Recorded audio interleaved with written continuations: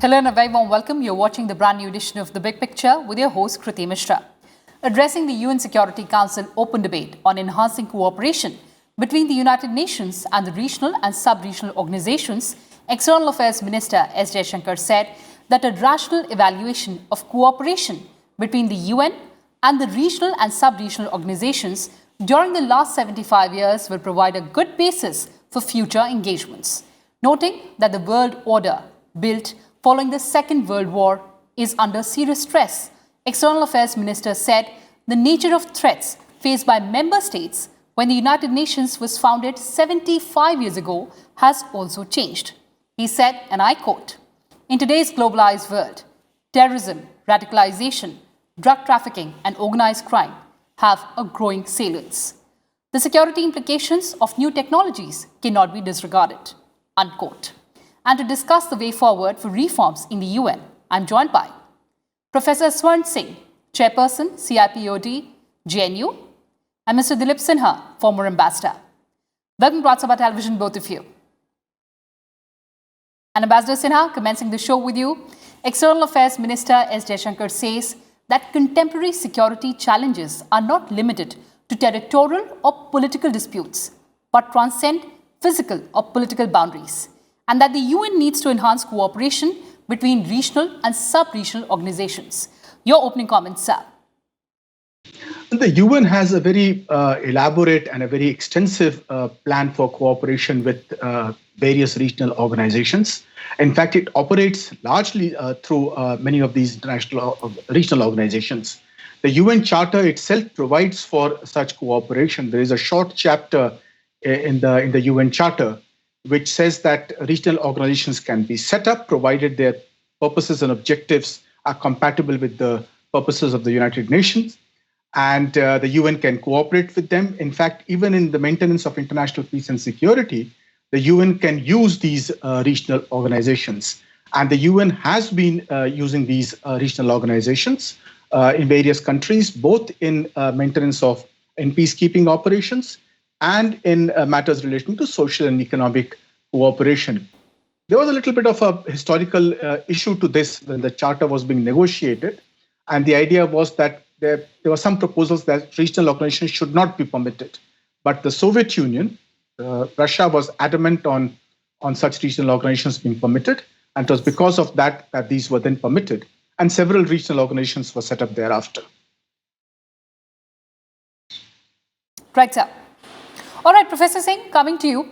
The United Nations was set up 75 years ago with the principal aim of maintaining world peace and security. It has been successful probably in decolonization process and preventing another world war. However, the 21st century world is very different from the 20th century and poses many new problems and realities. What could be the key areas of UN reform? Preeti, as you referred to the speech by Foreign Minister, if you were to look at any 10 top challenges that any nation sees as most important for itself, not a single of them you will find are defined in terms of either territorial boundaries or political boundaries of nation states. All challenges, climate change, drug trafficking, terrorism, radicalisation, all challenges are now cross-border and demand cooperation of multiple nations and in fact regional organizations. Now, as Ambassador just mentioned, Charter has Chapter 8, Articles 52, 53, 54, which give a certain leeway to UN Security Council, which under Article 24 is the organ of United Nations responsible for maintenance of peace and security around the world, to use regional organizations in Article 52 to consult them and court them in seeking solutions, peaceful solutions to regional conflicts.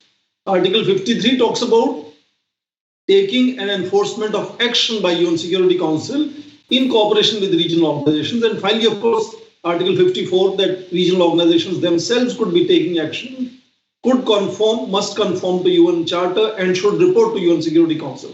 Now, what is interesting is that when this chapter was being conceptualized way back 75 years in 1945, the idea was not at all how it is understood today.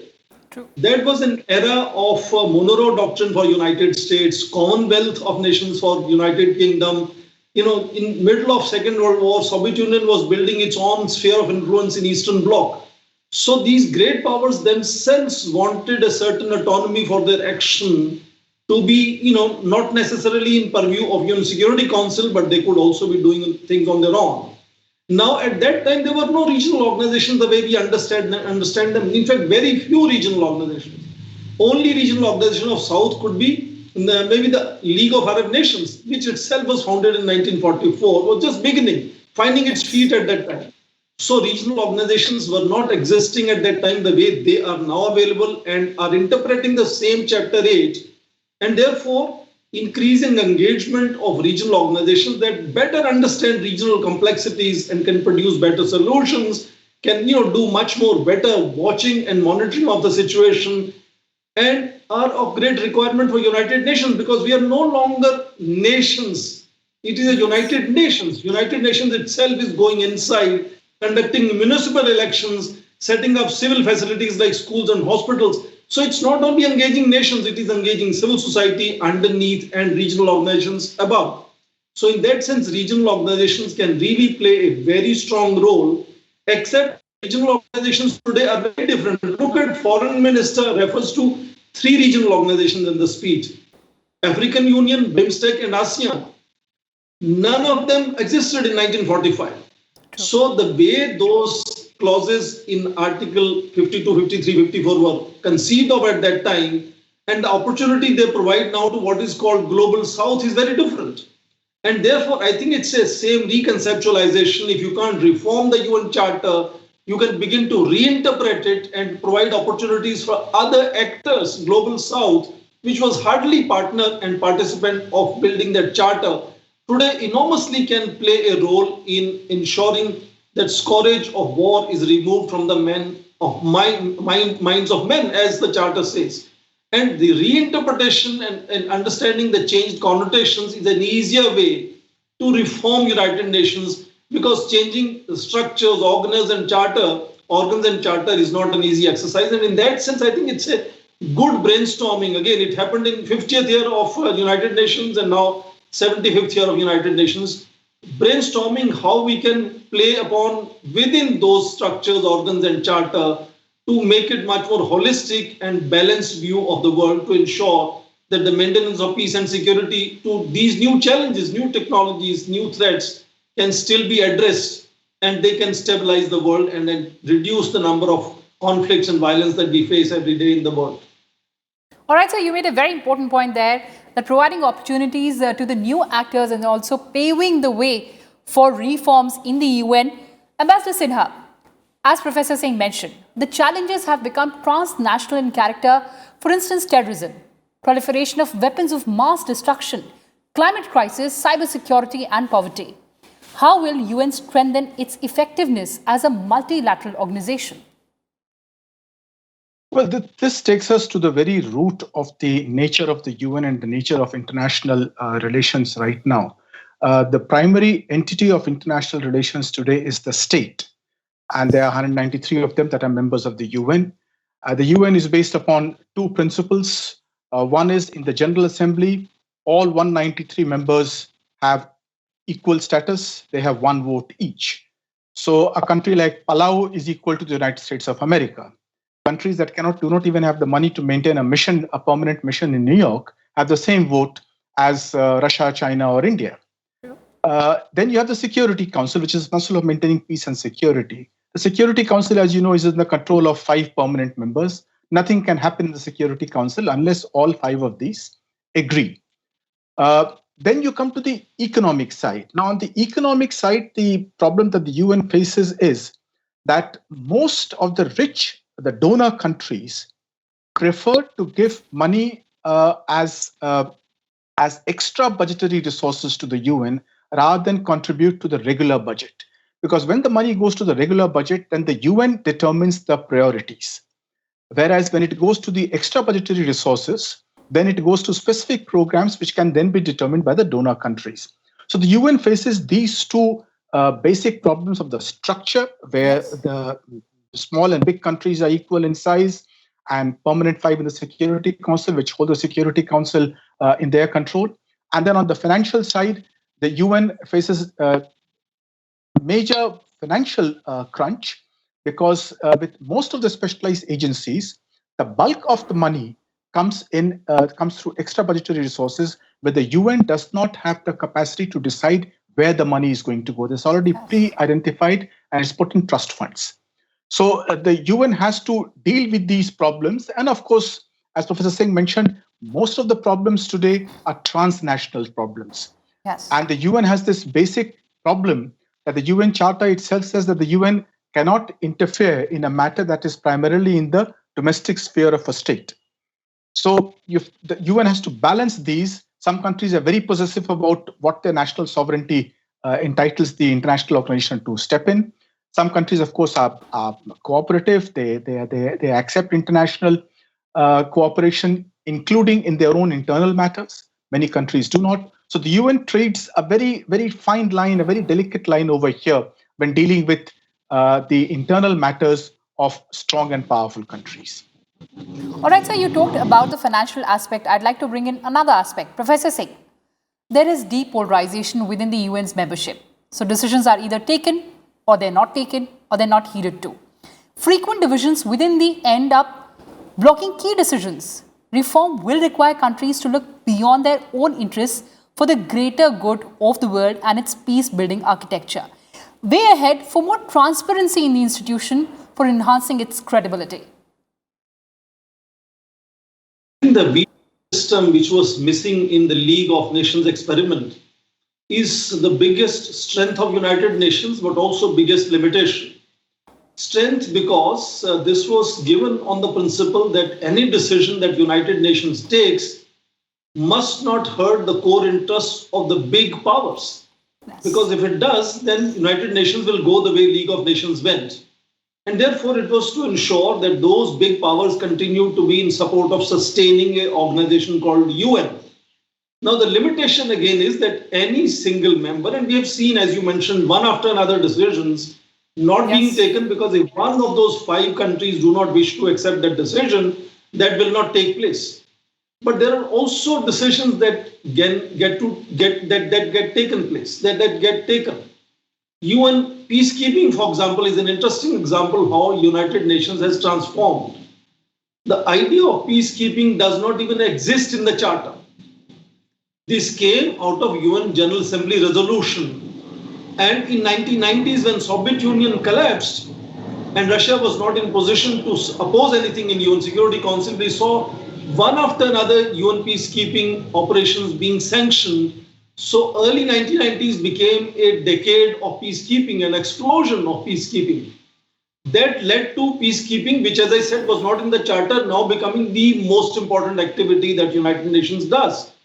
And then we saw peacekeeping becoming peacemaking, peace building, peace enforcement, and therefore developing new avatars of what United Nations can go out and do. And now we are talking of something called responsibility to protect, an entirely different doctrine that United Nations Security Council endorses. So United Nations, whenever it has found limitation to work within those structures, including the veto power, as Ambassador Dilip Sinha just mentioned, they find ways of doing the same thing by skirting around or giving new interpretations.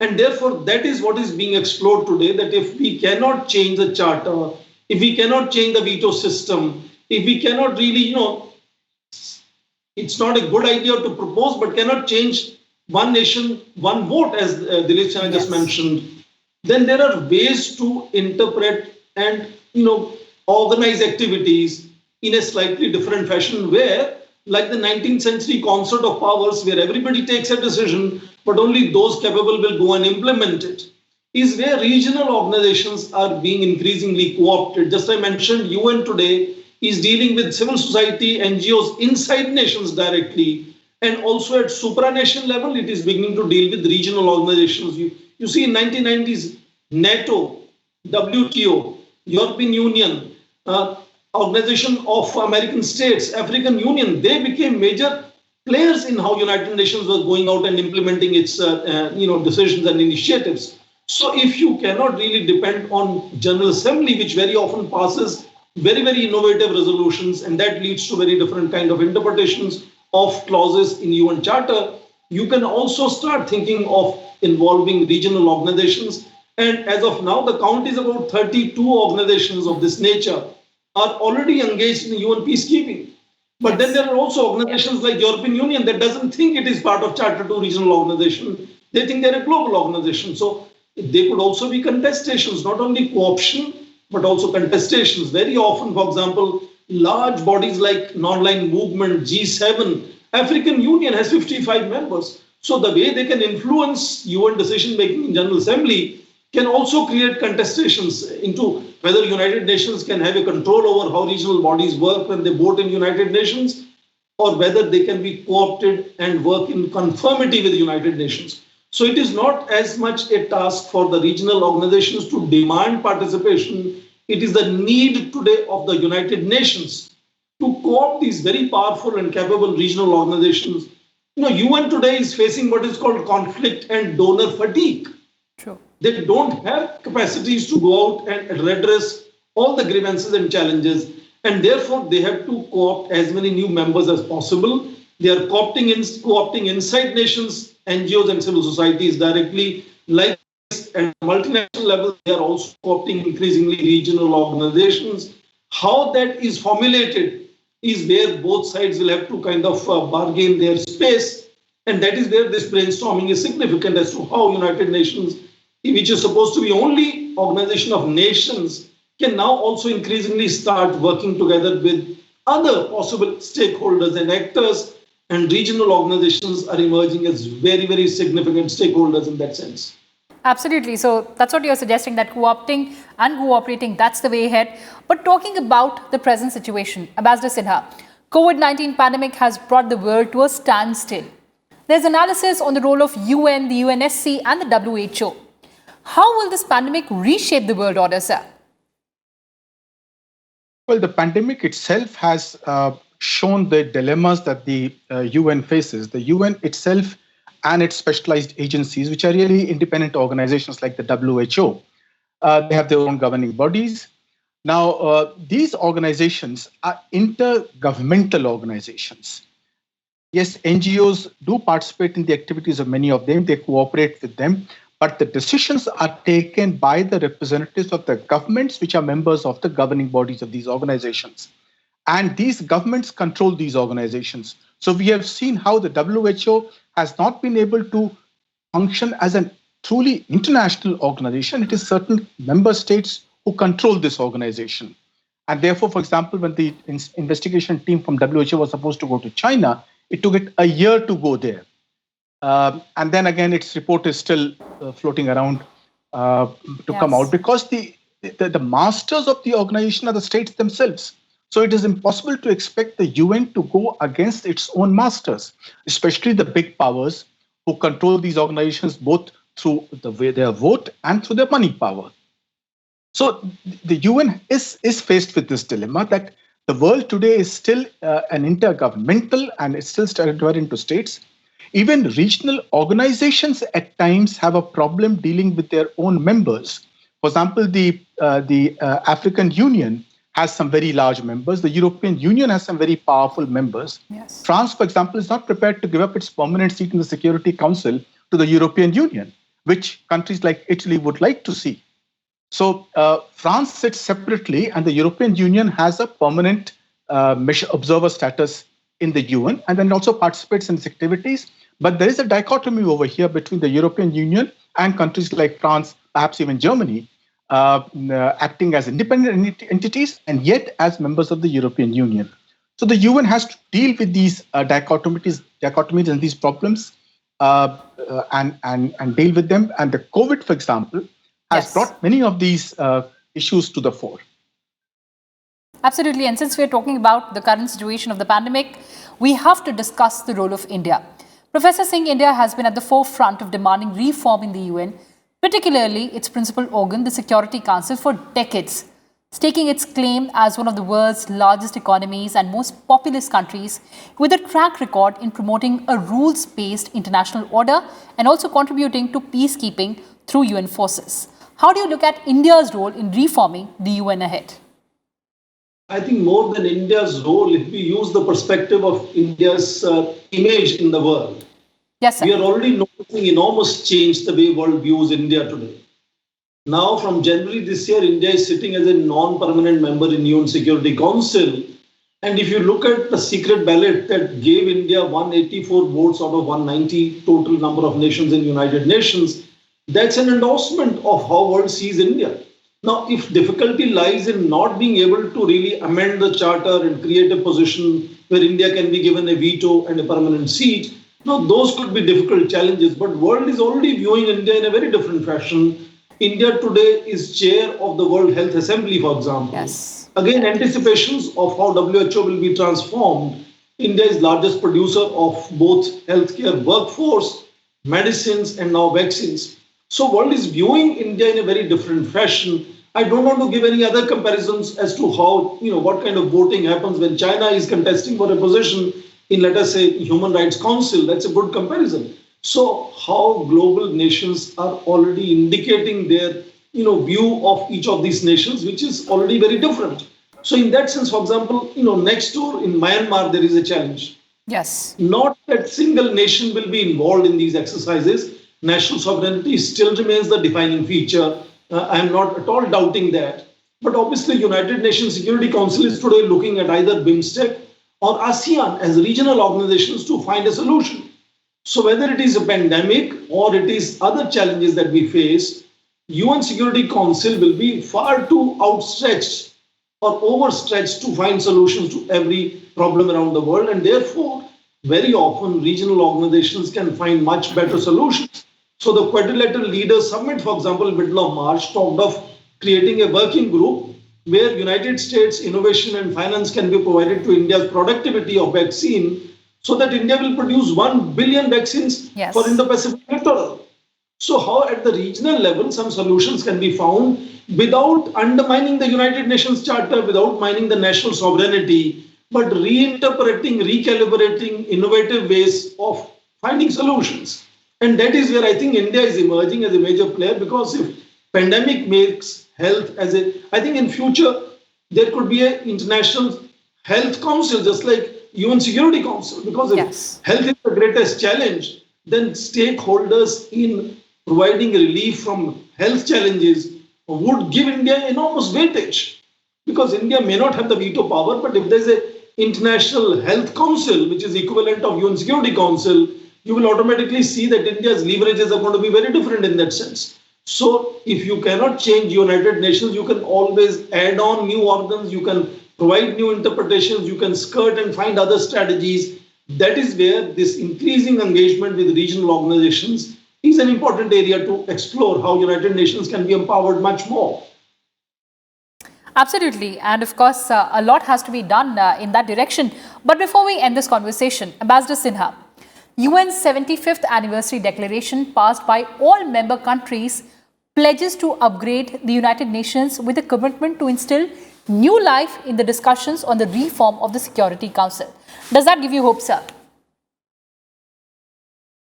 No, I don't think it gives me hope, because this kind of a declaration, such declarations have been made over the last on several occasions in the past, and effectively no progress has been made.